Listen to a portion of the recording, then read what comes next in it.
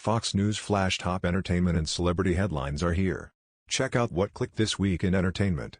A petition calling for a ban on the use of real firearms on film and TV sets has gained more than 25,000 signatures in light of the accidental shooting death of Halyna Hutchins on the set of Rust. Hutchins, a cinematographer, was shot and killed, and the director of the movie, Joel Souza, was wounded when Alec Baldwin fired a gun on set that he was told was unloaded and safe to handle. The deadly mishap has led to calls for the use of real-life firearms, whether unloaded or loaded with blanks, to be banned. In a Change.org petition started by filmmaker Bunner Al-Baliwi, the thousands of people who have signed are calling on Baldwin specifically to use his power and influence in the Hollywood film industry to call for a ban on live firearms on sets. "We need to make sure that this avoidable tragedy never happens again," the petition reads. There is no excuse for something like this to happen in the 21st century. Real guns are no longer needed on film production sets. This isn't the early 90s, when Brandon Lee was killed in the same manner. Change needs to happen before additional talented lives are lost.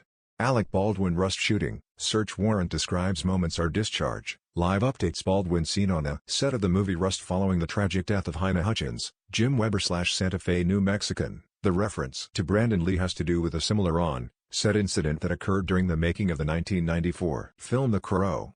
Lee, the son of acclaimed actor and martial artist Bruce Lee, was fatally shot after actor Michael Massey fired a gun at close range that was carrying a blank round.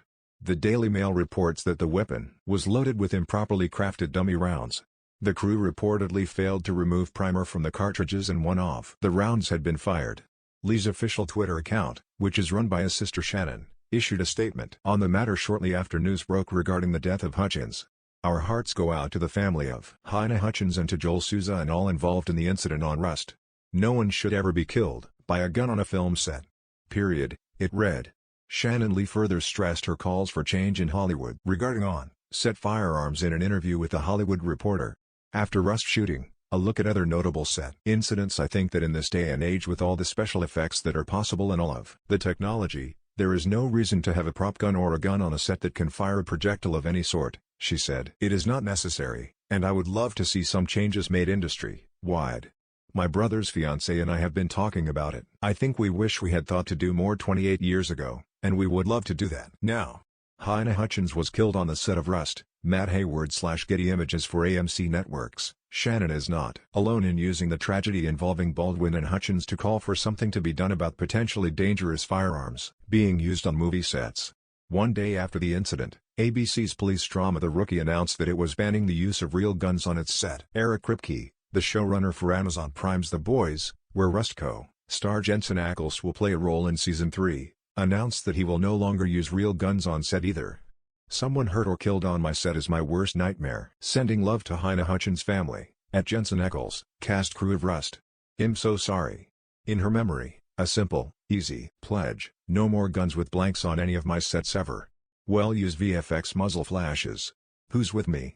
He wrote. Click here to sign up for our entertainment newsletter. Brandon Lee, Bruce Lee's son, died in a non-set accident on the movie The Crow. Barry King /Wire Image, Craig Zobel, the director of Mare of Easttown and The Leftovers, shared similar sentiments, writing, "There's no reason to have guns loaded with blanks or anything on set anymore. Should just be fully outlawed. There's computers now. The gunshots on Mare of Easttown are all digital. You can probably tell, but who cares? It's an unnecessary risk."